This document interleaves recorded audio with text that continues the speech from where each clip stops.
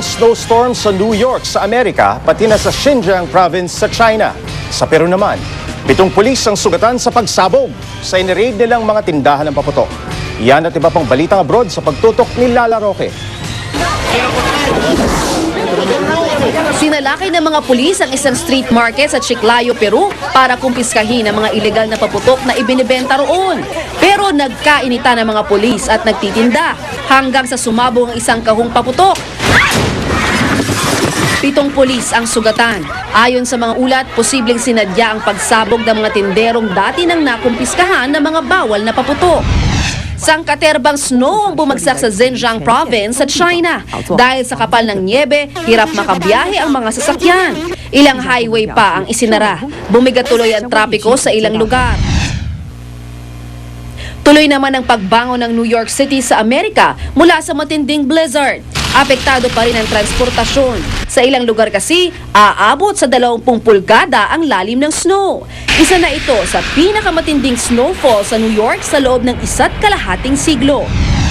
Sa Land Down Under naman, baha ang binubuno ng mga Australiano.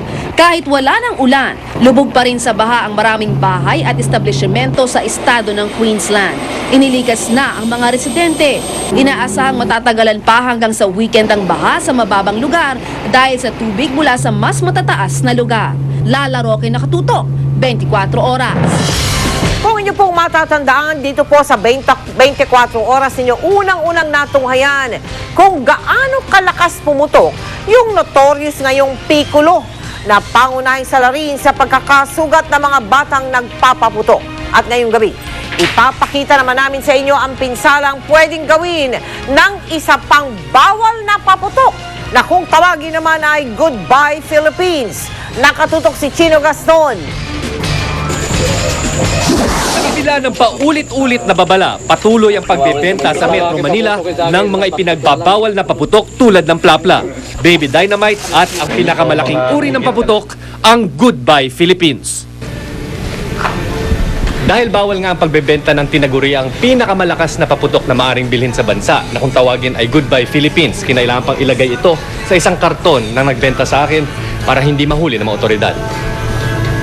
250 pesos hanggang 300 pesos ang halaga ng isang Goodbye Philippines. At para masukat ang lakas at panganib ng paputok, dinala namin ito sa Explosives and Ordnance Division ng QCPD. Professional explosives personnel lamang daw ang ligtas na makapagpapaputok nito. Lagyan pa natin to ng mahabang mixa. Siyempre para mas mahaba yung time niya bago mabot sa pinaka-charge niya sa paputok. Para medyo naka-safe na tayo bago siya pumutok. Sa timbang na mahigit kalahating kilo, sobra-sobra ang pulburang nilalaman ng Goodbye Philippines. Kaya itinuturing itong pinakamapanganib na paputok ng PNP. Sobra. Ayon sa batas, 0.2 grams lang na pulbura ang pinahihintulutok sa bansa. Sa loob ng QCPD firing range, pinatungan ng paputok ng pakwan para masukat ang kinetic energy. Sa lakas ng sabog, kumalat ang laman ng pakwan sa matataas na dingding ng firing range. Nagkaroon din ng maliit na crater sa lupa. At ang mga sasakyang nakaparking, may 100 metro tayo na trigger ang mga alarm. Yung mga salamin, mga kotse na pwede maapektuhan, pwede mabasag to. Ng mga pulis sa mga nagbabalak bumili ng iligal na paputok. Sana yung ang mga paputok, yung talagang malalakas, ay huwag na nating gamitin sapagkat yon ay masama at makakasama sa ating katawan. Pag tayo naputukan, malamang na ang ating kinabukasan ay mawawala. Chino Gaston.